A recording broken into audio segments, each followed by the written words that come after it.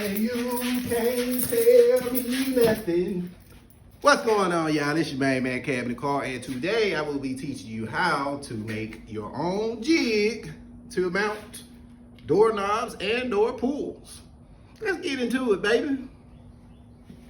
So to begin making your jig for your hardware for your doors, you're gonna need a couple of scrap pieces. I use 1/2 inch material and I use some 3/4 inch solid wood. I'm gonna begin by cutting me a piece out of my 1/2 inch material that will be 2.5 inches wide by 9 inches long. Now that I have my piece that you will be drilling your holes through once you get your hardware, I will be putting a solid piece on the bottom. It will actually set out 3/4 of an inch to compensate for the piece that will be coming down, which it will sit on top of it. Let's get into that.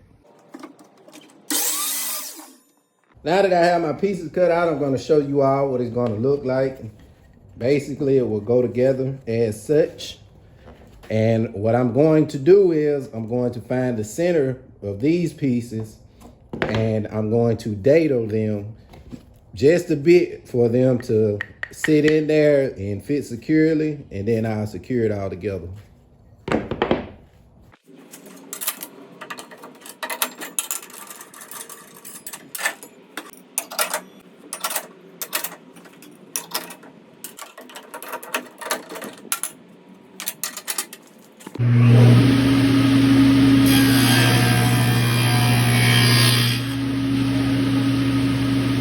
Now that I got my pieces cut, it's something that I forgot to do and I made a mistake. I'm not perfect, but after you dado, these things, you know, that's gonna throw you off as far as your sizes and length on these pieces. So I compensated for it and I cut them down to where they would match up just about even. Like I said, it doesn't have to be perfect. It's a jig. I went a little bit further than I needed to there. Once you set that in though, it'll line up pretty much perfect and where you needed it. Okay, so you got your pieces. Now all you need to do is put you some glue on now and secure it with some nails. That's pretty much it.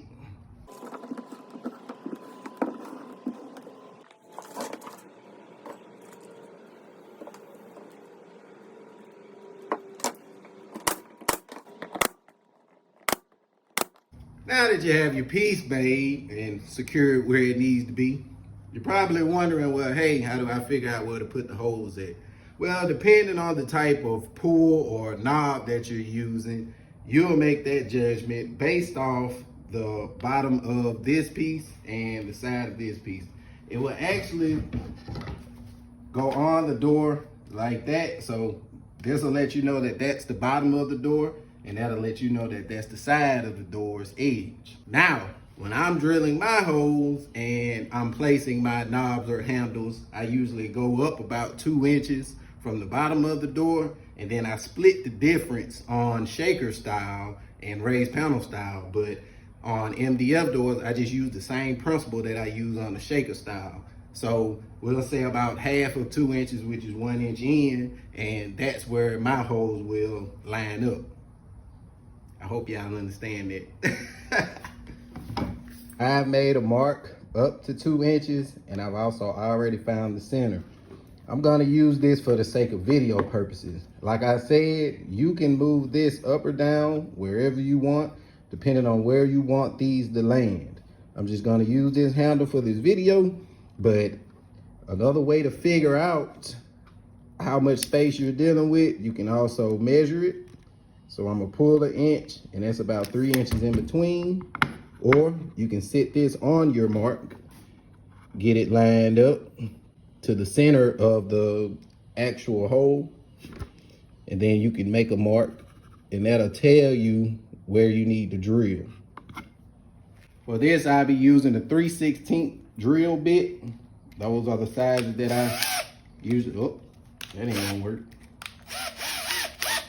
That's what I use to drill my holes in my doors with, and it doesn't make it too wide and it doesn't make it too tight for an easy fit up.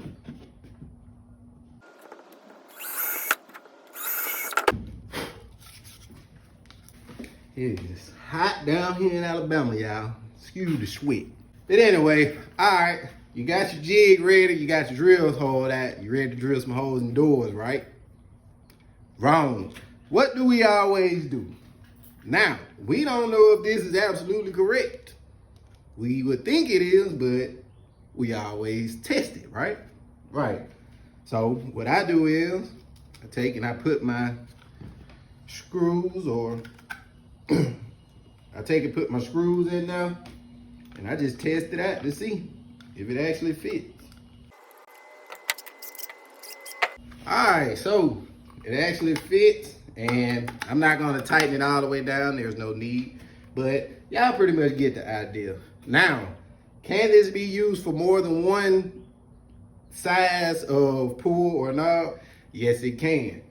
What you would need to do is, once you got these holes, you know that these are set for a 3-inch pull. If you needed to drill a hole here or there for longer ones or different heights, you can do that. But always remember, once you drill those holes, tape the holes that you aren't using. That way you can use this for multiple pieces. I promise you, if you don't tape them holes, you're gonna mess up. Ask me how I know. All right, y'all, that's all I have for today. It's your main man, Cabinet Call, in the chop shop as usual. You can actually buy a jig like this, but hey, if you have some scrap pieces hanging around the shop that you're not gonna use, why not just make you a couple of these? You know, they come in handy and they last. To everybody out there, I appreciate y'all watching my videos. Please share this, comment, let me know what you think. Tell your friends about it, whatever you need to do. It's Cabinet Carl, baby.